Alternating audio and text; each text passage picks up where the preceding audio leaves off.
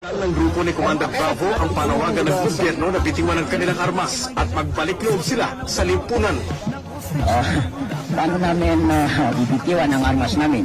Yang talagang nagsabi diyan ng Allah na ang huwag namin ibaba ang aming baril hanggang kami may buhay. Inshallah. Commander, bakit po nakikipagbakbakan ngayon sa militar ang grupo ni Commander Bravo? May kinalaman ba to sa hindi pagkakatuloy ng MOA o ng Ancestral Domain? Oo, dahil sa MOA. Hindi naman sila hindi sila pumirma ng MOA. Gumawa kami ng initiative, attack. Sumagi ba, Commander, sa isip nyo na parang niloko lang kayo ng gobyerno sa MOA? Alam na namin yan na talagang ang gobyerno ay linaloko nila ang negosasyon. Okay rin na sa amin yan kasi ang gusto namin kunin hindi na MOA. The independence of the Bangsamoro people of Mindanao.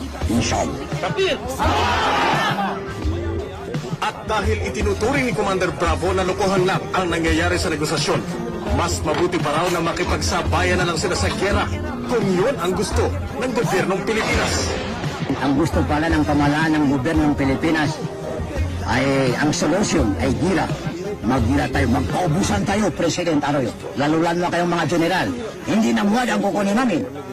Bilang kami mga Muslim dito sa Mindanao, sa amin ang mga Mindanao, sa amin ang Mindanao. Wala kayong karapatan sa Mindanao. Maggira tayo. Kailangan natin paubusin ang lahi. Magpaubusan tayo ng lahi.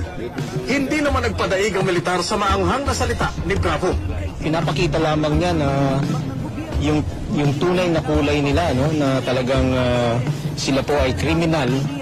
Tayo ni Browner, kumonsulta muna si Bravo sa MILF Central Committee bago maghamon sa